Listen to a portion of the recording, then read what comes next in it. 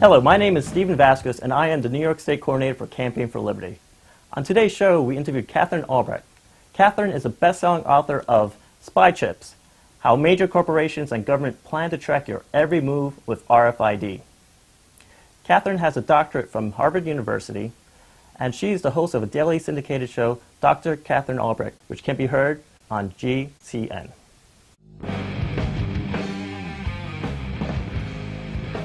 Well, the best way to understand RFID is to understand what the acronym stands for. The RF part stands for radio frequency. The ID part stands for identification, and that's because they're tiny microchips, little silicon wafers containing information that are hooked up to miniature antennas that use radio waves to transmit.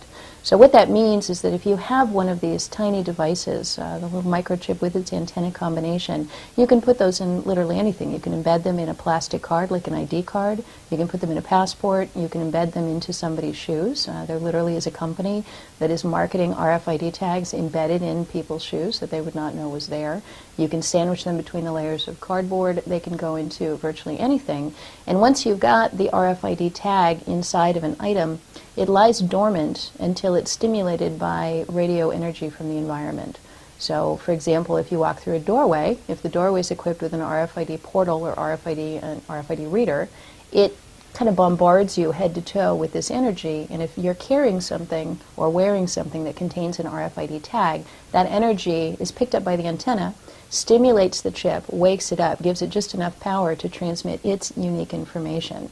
And in the case of most RFID tags, the information is a unique serial number, and the long-term plan for this is to create something called the Internet of Things, where literally every object on Earth, and when I say every object, they are envisioning every sewing needle, every jumbo jet, every pair of shoes, every Bible, literally every object on Earth containing one of these tags. The Internet of Things would be a way to track, monitor, and keep tabs on where everything is all the time.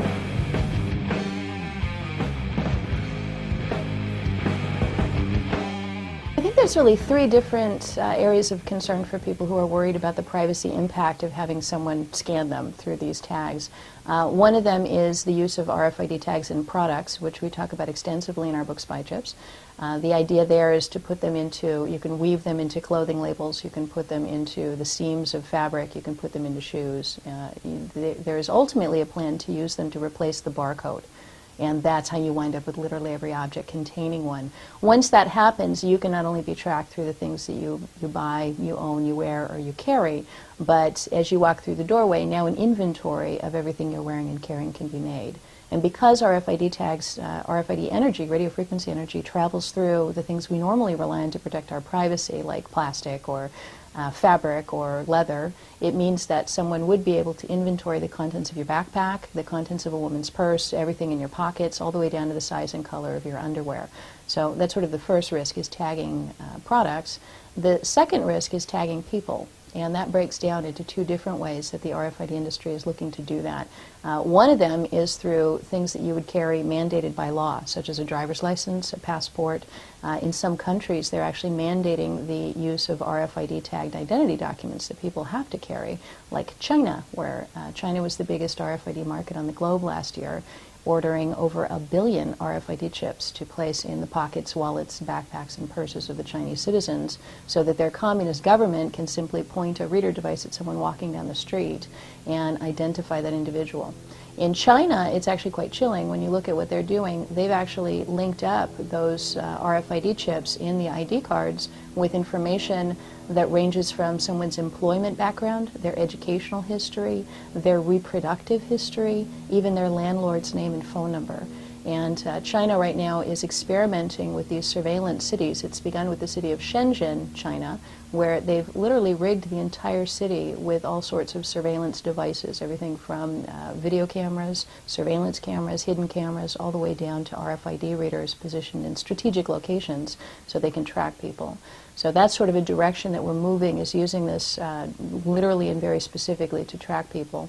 And then your third way, or the third concern, also has to do with tracking people, and that's the RFID implant, where there's actually an implantable version, has the tiny microchip, has the antenna, in this case the antenna is sort of a coil wrapped around the microchip, encapsulated in a capsule of medical grade glass, and that is injectable and has been injected into about 2,500 people worldwide to date. That device goes into, typically they're putting it somewhere between the elbow and the shoulder, but the more obvious place would be the hand, because you would want to press it against a reader or transmit that data more directly and more easily. And those microchips are problematic for a number of reasons, not the least of which is that we've discovered that they cause cancer in between 1 and 10% of laboratory animals that they're injected into.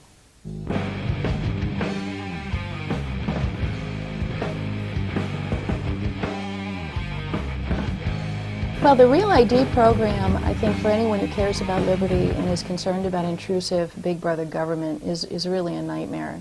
The idea is for every American citizen to carry a driver's license that would be controlled not by their individual state and their individual Department of Motor Vehicles, as is the case today, but would actually be controlled by the Department of Homeland Security. So what we're in essence talking about is a national ID card, very similar to what's being done in communist countries like China. The Department of Homeland Security taking control of driver's licenses means that we would have a federal database containing enormous amounts of information about individuals, and that information is not only subject to Big Brother abuse, certainly, for anyone I think who follows our issues I think would immediately be aware of that, but it's also subject to abuse by hackers and criminals, because when you have low-hanging fruit of a database of all of the information on American citizens in a single location, all it takes is for one determined hacker or one huge colossal screw-up on the part of somebody for all of that information to get out. And at that point, they don't just have information on the motorists in the state of Utah or the state of Alabama, but at that point they have information on the motorists for the entire nation.